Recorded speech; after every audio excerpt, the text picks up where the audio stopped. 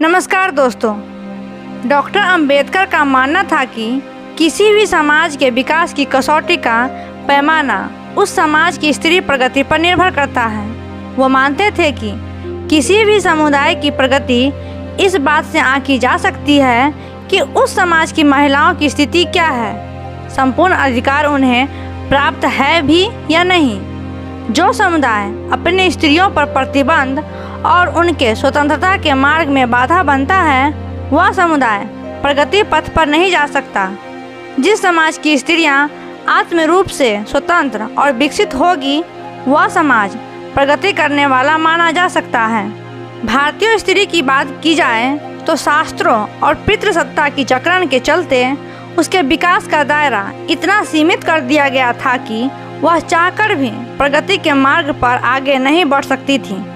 इसका कारण यह था कि हजारों असामाजिक संहिताएं और मर्दवादी मानसिकता स्त्री के विकास के मार्ग में बाधा बनकर खड़ी थी। यह भी सच है कि जिन स्त्रियों ने इन बाधाओं को पार करने की कोशिश की, उन्हें कुल्टा रूपी दंड देकर प्रताड़ित किया गया। डॉक्टर अंबेडकर मानते थे कि किसी स्त्री को ऐसे पुरुष के साथ नहीं रहना चाहिए जो स्त्री गरिमा को ठेस पहुंचाए या फिर स्त्री का सम्मान ना करें।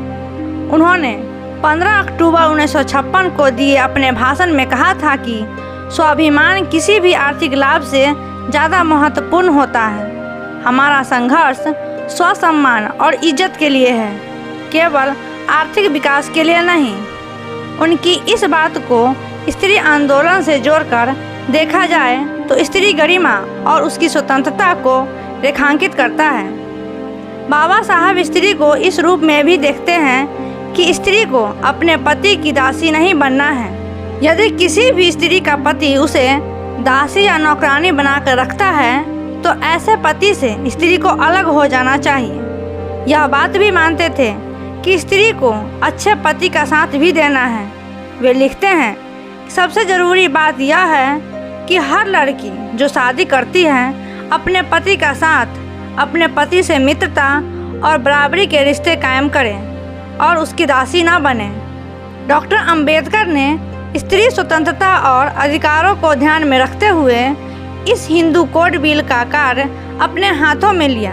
उन्होंने हिंदू कोड बिल द्वारा स्त्री मुक्ति के सदियों से बंद चले आ रहे दरवाजे पर प्रहार कर स्त्री अधिकारों का रास्ता साफ कर दिया। इस बिल में स्त्री के वे सभी अधिकार निहित थे जिनसे स्त्रियां अब तक वंचित थीं। इस बिल में स्त्री के अधिकारों की गारंटी इस रूप में थी कि स्त्री को अपने पिता की संपत्ति में हिस्सेदारी का अधिकार है और पति से तलाक लेने का अधिकार था।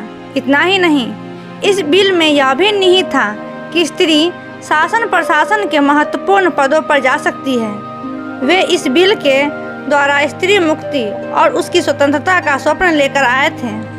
डॉक्टर अंबेडकर ने स्त्री अधिकार का मसौदा हिंदू कोड बिल के रूप में तैयार कर 5 फरवरी 1951 को लोकसभा में प्रस्तुत किया। इस बिल को प्रस्तुत करते ही इसका पुरजोर विरोध हुआ। कुछ लोगों ने इस बिल को हिंदू संस्कारों पर कुठारघात के रूप में देखा तो कुछ ने इसे पितृसत्ता की जड़ों को कमजोर करने वाला बताया। इस बिल का विरोध सदन के अंदर से लेकर बाहर तक विभिन्न नेताओं और संगठनों द्वारा किया जा रहा था। हिंदू कोड बिल के विरोधियों का ध्यान इस बात पर नहीं था कि स्त्री के जीवन में जो त्रासदी और विघटन है उसे स्त्री को मुक्त किया जाए। पंडित भार्गव ने इस बिल का विरोध करते हुए कहा कि यह बिल पंजाब पर लागू न किया जाए। डॉक्टर अंबेडकर ने भार्गव के सवाल का जवाब देते हुए कहा कि संपूर्ण भारत में यह बिल समान तौर पर पूरे देश में लागू होगा। स्त्री विरोधी और पितृसत्ता के पोशाक पैरोकार इस बिल को लेकर डॉक्टर अंबेडकर का विरोध कर रहे थे, लेकिन वो बड़ी निर्भीकता के साथ स्त्री मुक्ति की लड़ाई लड़ते रहे। हिंदू कोड बिल के ऊपर विमर्श से यह बात एकदम साफ हो गई कि स्त्री स्वतंत्रता को लेकर हिंदुओं का दृष्टिकोण क्या है।